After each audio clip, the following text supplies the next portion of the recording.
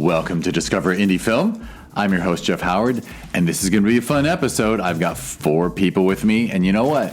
When we did the interview podcast, I had you all introduce yourselves, but I'm going to try to do it.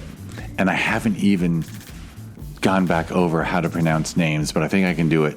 Although Jules' last name is tricky, but I'm gonna go ladies first. Are you starting with the difficult one? Get it out of the way. Yeah. Jules Quaas. Yeah. Impressive. Bailey Castle. Hello. David Cameli. And Jeremy Schaye they are here. And this is the Discover Indie Film Podcast. They did one all about themselves and their film back home. And this podcast is what we do when people come hang out, because obviously I just love to talk with people about film. So this one is answering the 4 questions. All 4 people answer the 4 questions. I think that's 16 answers, by the way, because I can do math.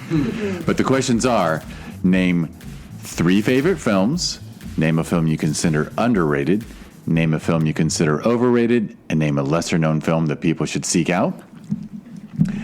And it's really just to have fun. And note the questions like it's not the best films of all time. It's 3 favorites, just 3 films you love.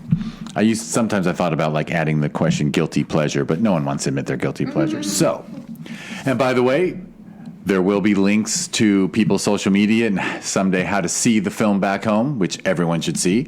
It won an award at Film Invasion Los Angeles in 2023, last year. So, should I call out who should go first or who wants to go first? And name, everyone will do favorites, but you guys know the snake pattern we're going to do. I think you should call us out because you're so good at our names.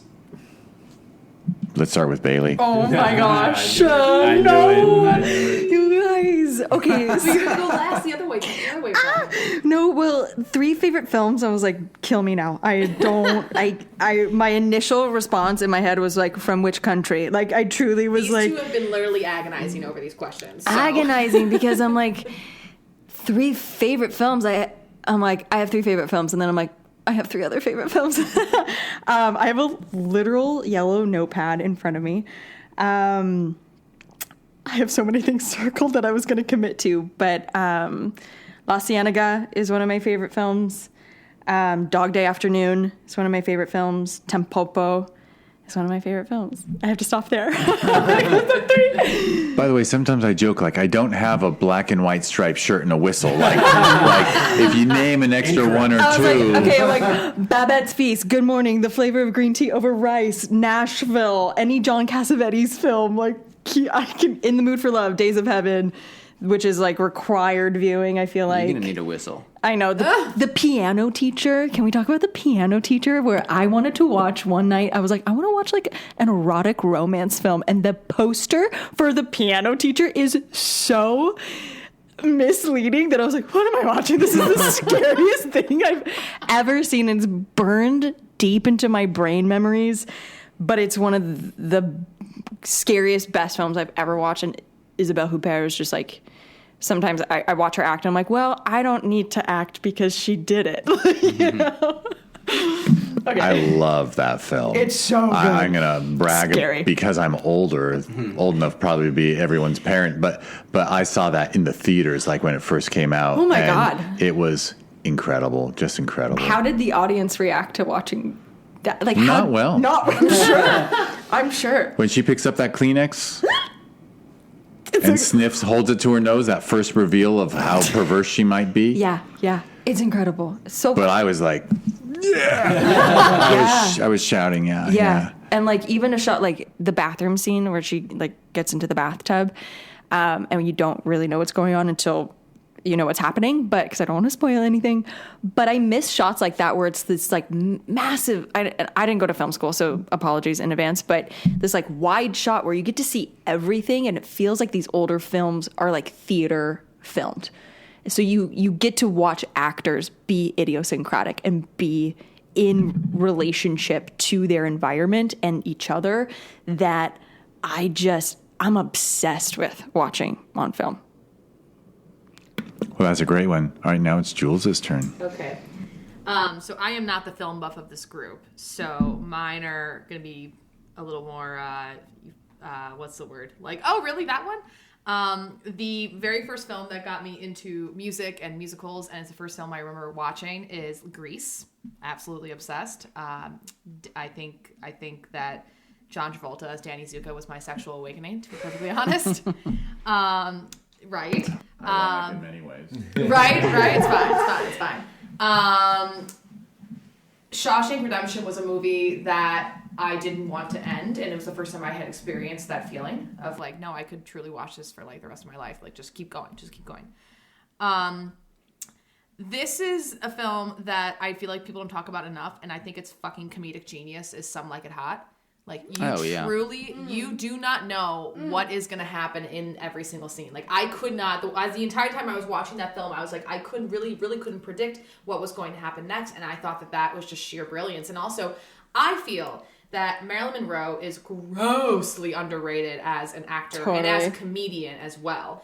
I she's got this whole blonde bombshell ditzy bimbo thing as her stereotype, and her death was a mystery and blah, blah, blah. I find her so fascinating as a character, as a person, as an actor.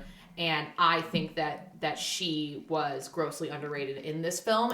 And yet the fact that she was able to hold force with Tony Curtis and Jack Lemmon. Jack Lemmon. Jack Lemmon, thank you. I was thinking of Jamie Lee Curtis, and then I was like, no, it's Tony Curtis. And thank you, Jack Lemmon. The fact that she was able to hold sway with them, I think, really speaks volumes. My fourth one, my bonus one, is a movie called Her with Joaquin Phoenix. It came out maybe like 12 years ago, give or take. And that was a movie that literally had me crying in my bed in college. It's fine. I'm like 12 years That's ago? 12 years. Yeah, I thought it was like 2 or 3 no. also. No, I can tell you. I hope it's like 8. Because I came back, actually, no, actually it might be 10 years ago, because I came back from abroad.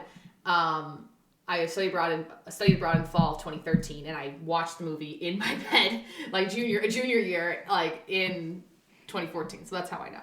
Jules, have you ever seen All About Eve? No. Okay, I think it's Marilyn Monroe's like one of her first film Yeah, debuts, that sounds right. and she has a very small part in it, and she's so funny in it. You got to watch it. I know. Okay. You want to do another podcast? Do it about like women in film who were grossly underrated and overly sexualized, and like their talent is just not at all recognized in the way that it should be. Marilyn Monroe would be the first one that you should do, because I would be on there and I would just be on my fucking soapbox for days on end. I completely agree, and I completely agree about Some Like It Hot. I think it's brilliant. Obviously, Billy Wilder was a genius, but everyone on that, I've seen interviews, like everyone had the utmost respect for Marilyn involved in that film, but society didn't. Okay, and it sucks. I'm gonna combat you on that, because I have seen interviews, and maybe they were plagiarized or written or whatever, but like where Jack Lemmon and Tony Curtis intentionally tried to give her like shit, essentially, and try to make her job difficult, while simultaneously she was dealing with her own mental health issues, while of course, dealing with the horrors of Hollywood in the 1960s, being a woman at that time. And so consequently, she wasn't always the best to work with. She would be late on set. She wouldn't come out her trailer, blah, blah, blue. And they, at least from what I read, were like, oh, she was so difficult to work with. How dare she? Blah, blah, blah, blah. So I'm curious that you're seeing interviews that they were glowing of her. Maybe this is a post-mortem kind of thing where they're like, oh, well, she dies. Now we have to talk about her in a nice way. I have a feeling it is actually in recent memory that now Tony Curtis and an older, they're talking about how gifted she was and how talented she was. At the time, they might have seen her as a piece of ass. Yeah, a piece of ass who was difficult to work with, quote unquote. When again, I could go. Oh, because she had to take drugs to deal with all the sexual abuse and rape. It's fine. And she's working with Strasbourg, who's sometimes annoy people with this, but it's not a casting couch; it's a rape sofa. Yes! Woo! Yes! Speak it. Oh my god. I mean, you want to talk about her, you want to talk about Judy Garland. I mean, these women, they fucking suffered. But yeah, they did. Anyways, I'm sorry. This is, again, podcast for another day, right, Jeff? It's fine. For sure. But great list. And now it's Dave's turn. So I was thinking, like everybody here, I have a lot of films. So for me, it's just the ones that I've, I guess, recently been watching over and over again. And so for me, that would be Steve Jobs with Michael Fassbender. The Big Short, as a finance guy, I love that movie. Absolutely love that movie. And then the last one, and this is probably the most impactful movie of of my life next to Good Will Hunting is The Dark Knight, because to me Heath Ledger just blew me away. I saw that and I had never seen anything like that in my life, and that was when I was like, got me even further into like studying actors, studying the greats. That was transformational for me. So that was an impactful one. And if I had to do a bonus one, it's not a movie, but True Detective, the first season, I love it. I watch it over and over again. I pick things that I watch over and over again. I figured that those must be my favorites. I see them a million times. Well, I think The Big Short for you, it's just, I feel like it's a movie that's literally made for you specifically, because it has great acting. It literally talks about the financial crisis. You have a financial background. Finance is still a big part of your day to day. Like, and you know all the terminology. You know what I mean? Yeah, that's the funny thing is it's cool. such a complicated thing, and finance is really its own language, and I know what they're talking about. Like they have, if you don't know the language, and I speak the language. I'm fluent in it. So Literally. it's cool to see it. I'm gonna go pick up some subprime tranches. Something else, I don't know. I just want to highlight the Steve Jobs note because no one's ever named it before. I do think it's great. I think he's amazing. I could probably watch him read out of the phone book. But there are no phone books anymore. Incredible. But shame. yeah, that's that. And that is a film that just shows you like just focusing on one incredibly talented performer can work. It's the scene with Jeff Daniels, who I think plays Sully in that. The second act where the two of them are, he's waiting to go on to present the next computer, and they're in that scene with all the chairs. I watched that like on repeat. That scene, to me, that is everything that acting is. That is everything I hope to be when I'm on the screen. I mean, it's quick, it's emotional. They don't even have time. It's like, I mean, and it's the way that it was written. I mean, it's just, I could go on. I just said that movie and sort of glossed over it, but I love that movie. I love it. And I told Bailey, I was like, that's everything I want to be as an artist, is what I feel like that movie captured. So. And now I'm going to be pathetic and just say something totally inaccurate, which is Fassbender owes everything in the world.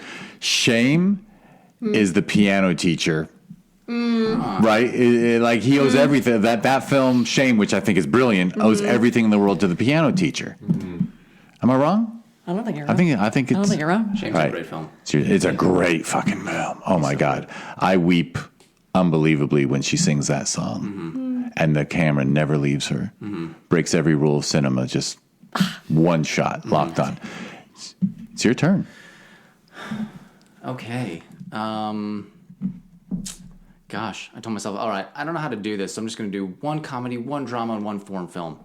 That's a good way to do it. But then when I was hard. talking about my sisters in the previous podcast that we recorded, it reminded me of a film that we watched again and again and again as kids. My pops is a creature of habit, and in our childhood, we took that on to the nth degree. And almost every Saturday night when we were in elementary school, elementary school, it must have been about 6, 7, we'd have the same babysitter, and we'd watch one movie, and then the next week we'd come back again to this movie, and then we'd veer off to another movie, and then the next week we'd come right back to this one. I felt so bad for that babysitter looking back. And that movie is called Beethoven. Yes. It's a John Hughes film with Bonnie Hunt and Charles Grodin, R.I.P. I don't know if you guys have ever seen that. It's a children's movie. I honestly don't remember much about it. Right. But there's something so strongly attached to that film and my childhood and my sisters that I feel like I have to say it. Thank you for saying the one that we all wanted to say. It is in no way an amazing film, I don't think, or like one of the greatest films, but there is something about that film that we just kept coming back to, so I feel like I have to say that. Okay. I would be That was your foreign film. right. That's your one St. Bernard-based film. By the way, I might share with you that I worked at Big Five in high school, which is a sporting goods store, and I sold Charles Grodin shoes. Really? Yeah, cool. he came in to buy shoes. Wow. And I was shocked at how bald he was, because I guess he always wears toupees in films. But anyway, I got to sell him shoes. And Tom Hanks, but go on. Ooh. During Bosom Buddies, by the way. He wasn't a big shot. He wasn't a big shot. No? Yeah. Okay. Ooh, Bosom Buddies. That was fun, too. Ooh, I feel like I would be remiss to leave out Chaplin. Like any Chaplin. My mom turned me on to Chaplin at a young age, and I feel like I have a lot of comedic sense attributed to her, and just watching him work and then realizing he did everything is just mind-blowing.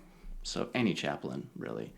I showed these guys. But if somebody who doesn't know Chaplin, where should they start?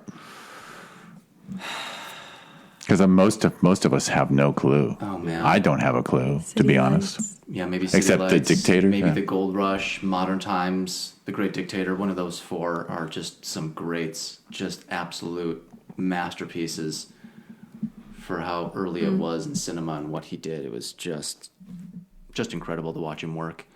I don't know, had you guys seen this one before, but we all sat down a few months ago. I had everyone over for a movie night, and we watched Little Miss Sunshine. Oh, yeah. I knew you were going to say this. I knew you were going to say this. It's one of my absolute favorites. Yeah, it's another family movie. drama, comedy drama, the little tragicomedy, and I just can't get enough of things that are a little slice of life that make you laugh and make you cry, and I think the acting is so wonderful in it. I love that film. And then for my international film, I'm going to pick a recent one because I loved Parasite.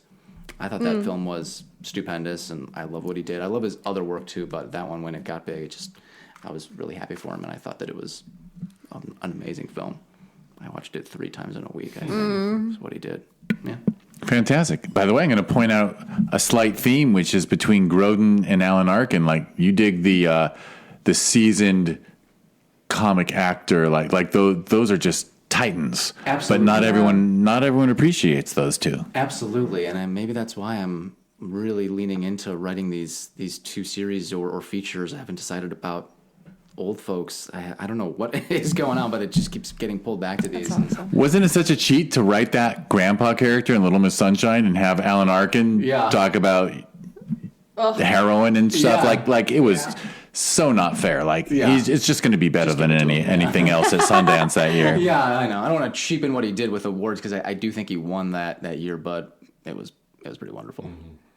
Well, you get to start off question number 2, which is name a film that is underrated. Ooh, underrated. Underrated. Should we? You can pass if you want and do it later. Okay. There's another family favorite of ours in the Schaye household that I don't think a lot of people have seen, and I think it is one of the greatest pieces of action and also acting around, and it's called The River Wild. With Kevin Bacon and Meryl Streep and John C. Reilly and David Strathairn. It's an amazing film that not a lot of people have seen. Was this underrated or not off-scene? Whatever it was, either one. It's underrated. Underrated. It is an underrated film. It is a great film. It is Meryl Streep just doing what she does best and battling with Kevin Bacon on screen. It's a very good film, and if you haven't seen it, I highly recommend that one. I think it might be insane for me to say this, but I think it's fair to say that Kevin Bacon is underrated in his own way, because people see him as like a cute guy or the guy who danced in Footloose, but he can go toe-to-toe with Meryl Streep. Absolutely. There is no backing down, and he plays the villain, and he plays it so well in that. It's really, really subtle and understated, and eventually realize what the two are up to, and they have to basically, Meryl Streep is sort of the matriarch of this family, and she has to get him down the river. They're trying to escape from, I don't want to give too much away, but they're escaping from Godzilla, right? It's Godzilla. It's Godzilla, right? Down the river. It's River Godzilla. Oh my gosh. Underrated, I would go with a movie. It's called The Alamo with Billy Bob Thornton. It came out in the mid-2000s. It was supposed to be a big sort of popcorn flick, kind of bombed at the box office, but I love it. My dad loves it. There's a monologue in it that Billy Bob Thornton, who plays Davy Crockett, gives that I think is incredible. I think he's just incredible in the movie. I would definitely say that that's one that I always enjoy watching, and I think is underrated. Who else was in it? Was it Kurt Russell in that? Or no? I think I remember seeing it. I don't remember everybody. Dennis Quaid was in it. Yeah. It was... like I said, it sort of didn't do too well at the box office, and I don't feel like it had maybe that much of a life afterwards. But there's a all throughout the movie. Billy Bob is great. There's a bunch of great things that he does as Davy Crockett, but there's a monologue he gives that I just love, and then the rest of the movie, I just think it's it's it's of course a movie about the Alamo, so it's a war movie, but it's a very heartfelt movie, in my opinion, and it's something about it just touches me every time I see it. So I like it. I think we should also note right now that during this conversation, Bailey's taking notes, which is exactly why we chose her as our director. For real. Well, she wants to do her own. She's going to watch these films. Well, a part of me is also like, these people that I love are like telling me the films that they love, and I'm like, I believe like the things that you consume like make you up. You know what I mean? Like that's part of you, and I'm like, why wouldn't I like want to know what inspires my best friends, so I'm writing all that down, so I'm like, I gotta go watch all this stuff and like know them better. Aww. It's like knowing someone's like favorite color and like best favorite song, and you're just like, yeah, I know your favorite food. Yeah, so that's why I'm writing it down. Really sweet. Yeah. I'll send an email after, so everyone knows. Well, thank you, director. Thank you, Director Castle. Film that's underrated. So, I hate Christmas. I hate the holidays. Are we like best friends? Oh my god. I could not hate Christmas more. Me too. Oh my god, me too. It needs to burn in hell and die. Oh. Yes. Hot As take. my husband is like a big old Christmas softie. I love Christmas. Yeah. I love This is where we deviate in life. So I fucking hate Christmas, and I. That's a good title for a movie. Is someone taking notes? Can we, Bailey? Oh, yeah, I wrote it down. Yeah. Okay, so I fucking hate Christmas. And I just think that this movie is comedic genius in every way. And it's Jim Carrey's How the Grinch Stole Christmas. And it steals my heart every time because I am the Grinch, basically. 1. 2, I think the lines are fucking brilliant. I think his physicality in his face and in his movements are just incredible to watch. And even just from a set construction standpoint, I love the way that Whoville was designed, all the little big and mini details, the costumes, the hair, like it was just so beautifully done. And I've run into many people who are like, oh, I hate that movie. Oh, Jim Carrey. No, fuck you. That's the best Christmas movie out there. Okay, the end. But it'd be better if it ended earlier when no one's gotten Christmas back. You know what I mean? Like the Grinch is a wonderful. He is the hero until he turns around and gives that stupid town back Christmas. He just saved them from the worst holiday. I agree with you, but like here's the thing: then we wouldn't have so many of Jim Carrey because I literally can recite that movie. Okay, so like even after that whole thing happens, like you wouldn't then see Jim Carrey, standing around the Christmas tree holding these two randos' hands, being like, "Fa hooray hoo ya hoo hee hoo." Yeah, that's a really funny part. He's really making fun of their song, and then his fiance's like, "Nah, bitch, like get into the swing of things, like be part of this whole thing." And he's like, "Welcome Christmas, right?" Like he's not completely in it yet. You know what I mean? Like there's still some moments where you're kind of like, there he is. So. I never let go at the chance to throw a knife at Christmas. Let's go. Just who I am. Let's go. Okay. I'm like, I don't know if these films are underrated. One that comes to mind is Carlos Saura's Deprisa, Deprisa, which means faster, faster in Spanish. And it's it feels like found footage almost, but it's not. But it's about these teens in Madrid, I think. And now I'm totally remembering it wrong, but they're basically like Bonnie and Clyde trying to steal money from banks for their like heroin addiction. And I love that. I mean, it's just, and it's like found actors, like people are like actual real people. They're not actors the whole time. But he uses this song, like one song throughout the entire film, which I love. Like budget wise, it's like you didn't have any money for another song, but there's like a theme that's happening there. And then another one that I thought of was The Fisher King, but I don't know if that's underrated. It's like so Terry Gilliam's The Fisher King, which is a glorious movie of Jeff Bridges and Robin Williams and Amanda Plummer. And I have it on DVD if you guys want to watch it. I mean, yeah. See, I haven't heard of like most of these movies, which for me is like, yay, movie night. Yeah. I kind of don't know what underrated maybe necessarily. It's like, I guess like people sleep on it, but I don't know. No, you nailed it because let's face it. I think if someone, you nailed it because if someone were to talk about Terry Gilliam's best films, I bet they're going to name Brazil. which is on my list, or they're going to name like Fear and Loathing, or they're going to name Time Bandit, stuff like that. Yeah. They're not going to name Fisher King anymore. Fisher King doesn't get the love it deserves, for sure. I love you, Fisher King. It's a great film. Yeah.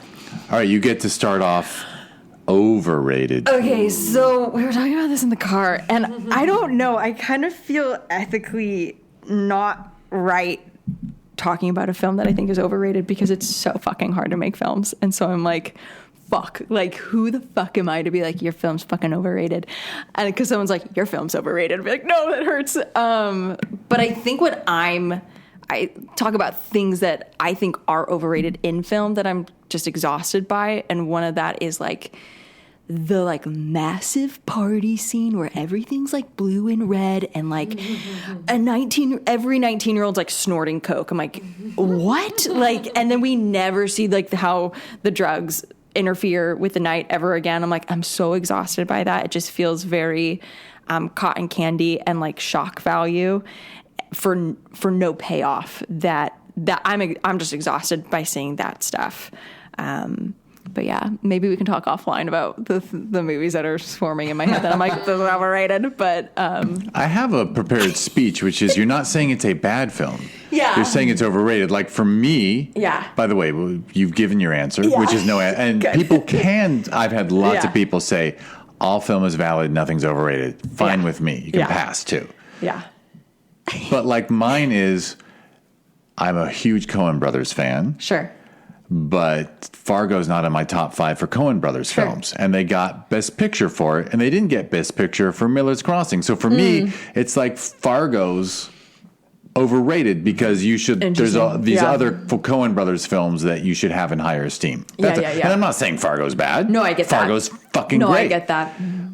But that's why I call it overrated, because it got a fucking Best Picture Oscar, right? So anyway, that's my argument that you're not insulting it. But, no, I hear you. But Thank you for that. But you're too nice a person to say something's overrated. So it's Jules' turn. Not on a hot mic. How about that? Okay, you can go when we're done. So I'll be the asshole on a hot mic. No, you guys, everyone's nice and lovely. Nope. And Jeff, in case you haven't discovered by now, I will freely be that asshole. It's fine. Barbie was overrated for me. And I'm sure there'll be many people being like, how could you say that? I'm going to say it. I like, on the one hand, what they were trying to do. I respect what they were trying to do, which was create a woman empowering, female fronted, female cast. Like, let's talk about the patriarchy and what it would be like this look upside down. Love the concept. I think it was very poorly executed. I think there were a lot of political tropes that were exaggerated. I think that there were just poor choices in writing. I think that the monologue that America Ferrera gives, which is supposed to tie the whole film together and make it one big happy thing of like, oh, this is why we don't like the patriarchy. It was a lot of things that had already been said many, many, many times in many different ways by many different politicians, celebrities, moms, aunts, whatever, like you name it. We've already heard it. And I thought it was very anticlimactic. I thought that America Ferrera, and I like America Ferrera, but I thought that her delivery was not at all worth an Oscar. I just think that the film, and it had so much hype, and I think that's the other thing too. Now, when you have a film that has so much fucking hype, obviously it kind of does the film a disservice, because when you're someone like me who does not go to the movie theaters as much anymore because how fucking expensive it is, and I'm lazy and I like to be on Netflix, so I wait till it comes out on my sofa. So therefore, of course, I've heard of all the hype, and I've heard of a lot of my friends being like, oh my god, it's so great and it's so empowering, I love it, and I really want to like give it that fair shot. And even though I really tried to go in and watch this film as unbiasedly as I possibly could, I was extremely underwhelmed, and I was like, this is like the female film of pop culture right now. Like this is it. This was nominated for all the Oscars. It felt to me like that was the film that we all just wanted to get behind so that we could feel good about ourselves for the female movement. I agree with you in every way. I have other criticisms, but I don't need to pile on. I thought I too had the same reaction. I'm glad they made it. Greta deserves an award for getting a studio to make that film and getting Mattel to agree to it. But as a film, super flawed. Okay, fine. Now I'll share my complaint, which is like, that you can set up any universe for me, and I'll go with you. But once you set up your cinematic universe, you have to be loyal to it. Yes. And they said, okay, magical Barbie world, realistic real world. Right. And then all of a sudden, the real world starts getting magic too. Right. For no reason. Besides the fact that they were lazy, they just wanted the ghost of the woman who created Barbie there. Like, fucking don't insult me. You set up a cool thing now, and now the boardroom is Will Ferrell joke. Right. It was just lazy. It just got to wait. Like I thought the idea was awesome. Like, if you were like, hey, actually, Barbie could be this feminist character. Really cool concept. I think that Greta had a great idea in her head, and also, let's just talk about visually, the construction of that set, holy fucking shit. Like, that literally was my Barbie dream house. Okay, that was my Barbie convertible. Like, 1000%. They had all the personas down, Barbie president. Like, I loved the idea of, like, it's Barbie. You can be whatever kind of woman you want. You can be all these different jobs you want. Like, that's beautiful. Yes, we love that. Everything else completely fell apart for me in that movie. And I thought it was trash. It wasn't trash. I shouldn't say I thought it was trash. It was not trash, but I think for what it could have been, the potential that it could have had, I thought it really missed the mark. And my only defense of Barbie is I'm so glad that, and I'm being gender biased, but I'm so glad that a female director got to make a mediocre film and have it sell $1 billion worth of tickets, just like all these guys have made $1 billion off a mediocre film. Yeah. Thank you for saying that. Like, Hollywood is generally mediocre. And so I'm glad a woman got to make a mediocre film that made $1 billion. And make an impact, right? Like, and make an impact with young girls and girls my age. Like, kudos. Good for you. Glad it got the spotlight. Dave, your turn. That was a hard shift. I was gonna say I actually agree with Jules. That was our movie. I can't say much. So even you said there's not much for me to add. This was the one in the car that we were like, should we talk about? And I was like, I'll do it. There's really not much for me to add, especially as a guy. But I would say that, like, the obviously, to your point, like an overrated film doesn't mean it didn't have any impact. It doesn't mean it didn't have any merit. And certainly Barbie did, and obviously it did have an impact. I just, I do think, to your point, Jules, there is something that maybe is, I don't know if unfair is the right word, because movies invite it, but when a movie has a lot of hype, it's hard to live up to the hype. So I think that's also another thing that played against it. But Barbie is your overrated film. Yeah, Barbie's an overrated film. Yeah. Fair enough. I just honestly, I don't have much to add. No, and because you have a penis in your pants, you probably shouldn't say any more about it. I shouldn't have said anything either. Jeremy's up. I hate that that's the case too. I know, but it is, right? But that's one of the things that I think. Sorry, Chair, to cut you off. I just think that's kind of one of the things that this movie also touched on, which is like, you're a man, so you can't have any opinion about this film. And I hate that too. I don't think it should be either extreme. Anyway, go ahead, Chair. Sorry. Well, I think it kind of misses the mark too of the point of the film. If there was a point, I think it's more that she was going for, like, it's equal. You need both, right? You need both, yeah. I don't know. Yeah. I don't say anything. I didn't say anything about Barbie. No, I did. Just It's kidding.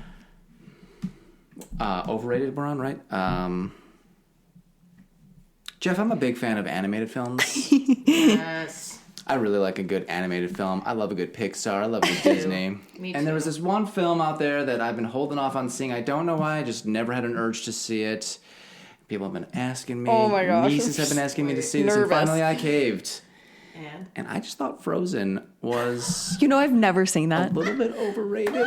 And I get maybe it's that not might be for more my controversial than Barbie, to I be think that honest. is. I think that is. maybe it wasn't for my age range, but I thought it was a little bit rushed. I thought it was a little bit predictable. I saw exactly where it was going from, like, the first act, essentially, and I thought it was maybe kind of made for commercial purposes to sell dolls. They just approved 3 and 4. 3 and 4. Have they even made 2? Yeah, they've made 2, but That's nothing to say against the voice actors. Idina Menzel rocks my world every time. Oh my god, right in the feels. Same with Kristen Bell; she's amazing. But yeah, I thought that film was a little bit disjointed. I feel that. I mean, I it was one of my favorites when it first came out. I think it has not really aged well, I will say.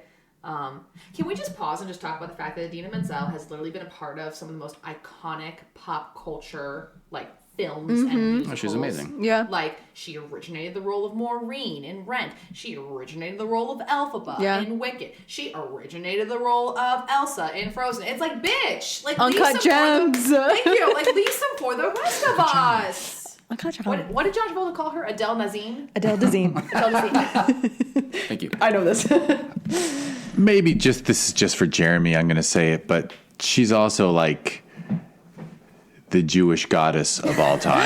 She is when the Adam Sandler Bat Mitzvah movie, her playing his wife, I was like, he probably made this film just so he could pretend that's his wife, because she is just Fair. yeah, I just because of the talent and the intelligence And the looks. but like she's just like she's kind of my dream person, except for the person I married. Yeah. Obviously. Who's great. Shout out. Liz is great. By the way, I'm with you on Frozen too, because when it first came out, we happened to have like a 6-year-old girl, Right. and I could love nothing more than that ending, that it was the true love's kiss was from the sister, so to speak. Right. But it doesn't hold, like, it was such a great flip of the script. Right. But the novelty of it wore off, especially as like the kid made me watch it 17 times. Oh, that's it? that. Only 17? I'm pulling a number out of my ass. It was probably 50. I don't know. I probably stopped watching. I started leaving the room probably. Right, that's fair. That's fair. Although to her credit, she wanted to watch Shaun the Sheep even more, which if you ever watch, it's from Aardman Studios, the guy who did Wallace and Gromit. Oh, I love Yes, yes, yes, yes. Oh, God. Was this I not got to Oh my those gosh. too. Chicken Yeah, Run? it's claymation. Such a good Anyway, I love the Wallace and Gromit series. oh, they're so good. They're so good. So good. Speaking of Shaun of the Dead, add that to the favorites. It's a wonderful comedy. Have you guys ever seen Shaun of the Dead? Of course. Yeah. I love that film. Speak of a medium that I don't think I could ever direct, because I'd just be so like squash the claymation. I'd be like, I'm over this. You know what I mean? Like, could not. Patience wise, I'd be like, Yeah, I mean, that's just forget it. Like, oh. It's amazing. And then when they do the time-lapse video of them doing physical animation, we could watch that for years. I'm forgetting the names of the films, but lesser known that people should seek out. It's Jeremy's turn to go first. There's a wonderful foreign film that first got me into foreign films. I think it actually might have won some awards when it came out. It's called The Lives of Others. Did you guys ever see The Lives of Others? No. East German, right? Yes. Oh, that was a hell of a movie. It was an incredible film. It's about, well, you guys just watch it. It's about, it's about like mid 80s behind the wall in Germany, and this guy who works for the government spies on people who are perceived traitors and trying to sneak out secrets, and he spies on this one couple, a writer and an actor, and he starts basically falling for them, like feeling for them as people, and it was just an incredible film, and I think that was one of the earliest ones in my memory that blew my mind about foreign films. What are we missing? There's a whole world of other films out there that we don't see because of subtitles. I think we Oh my gosh. need to Completely. pull that back. Yeah, it was a great film. Sorry, I had to find mine. I wasn't ignoring you. I just had to find mine. What That's it was good. called, because I can never remember the name of it. I would say a movie by a friend of ours. His name is Joe Blank, and the movie is called Roman Candle. He wrote it, he directed it. It is a true indie film. He shot it for $14,000, I think. So like almost no money at all. He filmed it, I think, over COVID. And it is just, it's a relationship drama. It's about a man and a woman that are going through their relationship, and it's just beautifully shot. It's not out yet. I actually texted him. I was like, is it out for anybody? I was like, we're going on this podcast. I'm going to mention your film. Is it anywhere for people to see it? It's not out yet. I think it's hopefully coming out later this year, but it's called Roman Candle. It did the festival circuit. It was in Sherman Oaks Film Festival. Was it? Yeah, I think during COVID when it was virtual only. Oh, no. Yeah, but I've seen it. I've seen It's it. incredible. Yeah, it's great. It blew me away. great. I saw it at NoHo Cinefest, and I went up to Joe afterwards, and I was like, this is incredible. This is one of the best films I've seen. This is amazing. I mean, I just thought the acting was great. I couldn't believe they shot it for almost no money, and it looked incredible. I thought the writing was great. I love the movie, and like I said, I introduced myself to him. He's a great guy. He's a really, really nice guy. Very talented. He continues to make films, and I just thought that was great. And I definitely think that's one people should go seek out when it's out. I don't remember. Like I said, I think he said later this year it's coming out. It's not out currently, but I loved it. I thought it was great. All right, I have to tell you something about Joe, Ben. I think my memory is correct. Roman Candle was in our festival, and it was slated for a theatrical screening. And he, through some work thing, was not able to support the screening. And a documentary with like a really great purpose about the Armenian genocide was desperate to get in the theater. And I sent him an email and said, you can't come to your screening. Do you have local support? Like, would you give up your spot for this documentary about the genocide in Artsakh?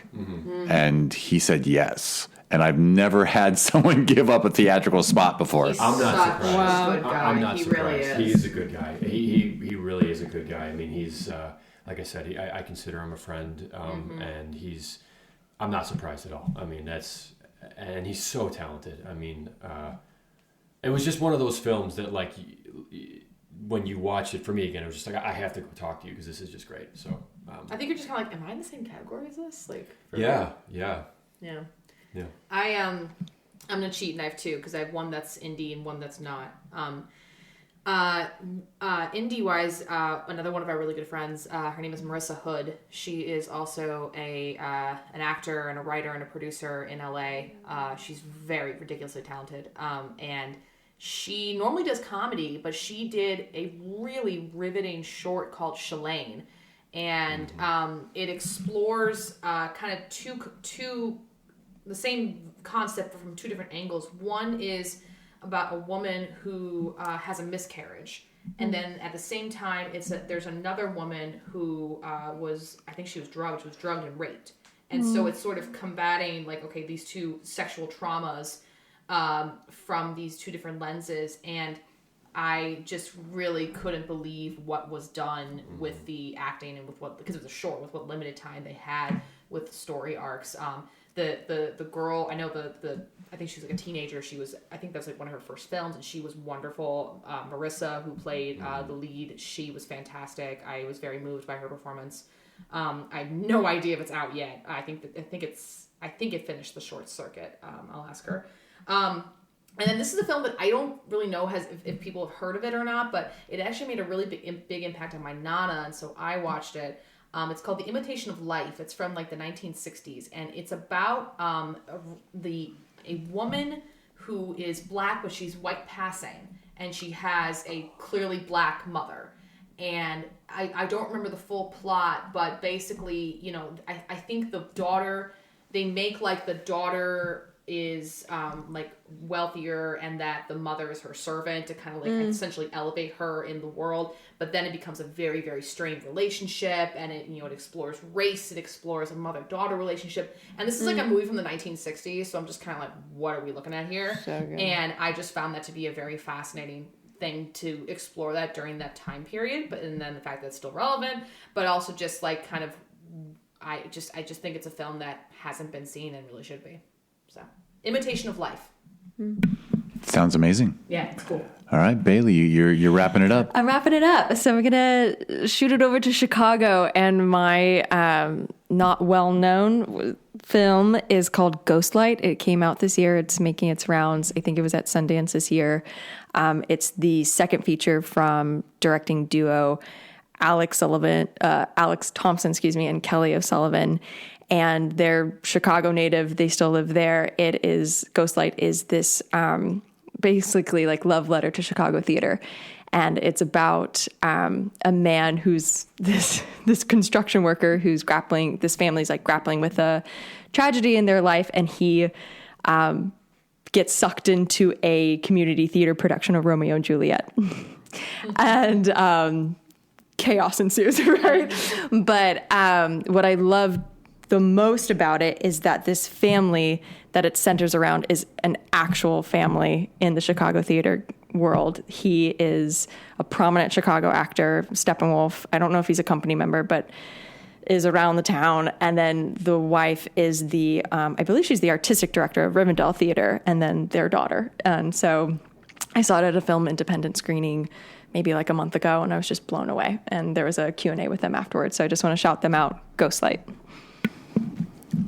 Did you promote it on social medias? I've heard of it. I took a picture of it. I was like, Ghostlight. Okay, so that's why I've seen it. It was because of you. Yeah, you should watch it. I used to love Film Independent. I was like, so good. I was a member, and then like 40 years ago when it was Independent Feature Project, IFP. Right. Yeah. I became a member to go to that screening. I was like, I have to go see this movie, and I became a member to go do that. Yeah. It paid off. And it paid off. Excellent. All right. I want to see it.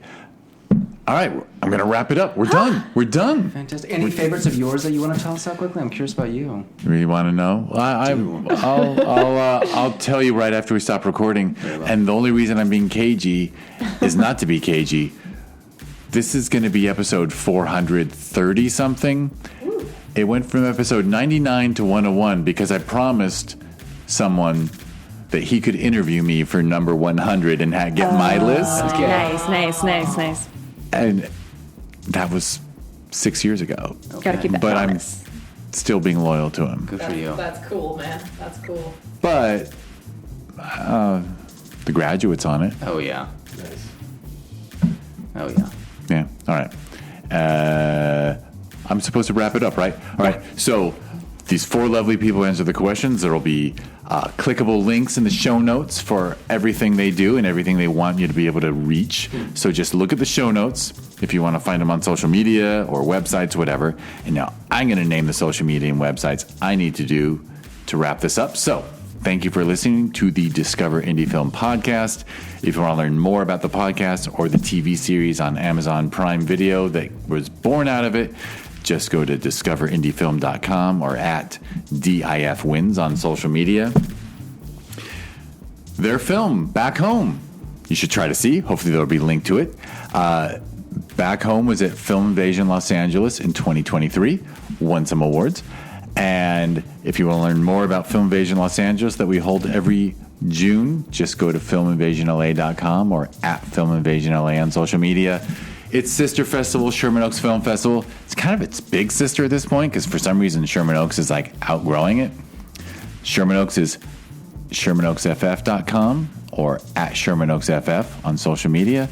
And lastly, if you like indie film, go to watchtvhi.com or download the TVHi Smart TV app on Roku, Amazon Fire TV, Apple TV, Android TV, iPhone, iPad. Sometimes I'm afraid if I say iOS, people don't know it's iPhone and iPad because I'm like a big nerd.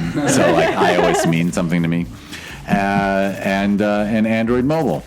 There we go. That's everything. Thank you all. Thanks so much. Thanks, Jeff. It was very fun. And now I'm going to hit stop. Yay. Oh, wait. Like and subscribe to the podcast if you're still listening.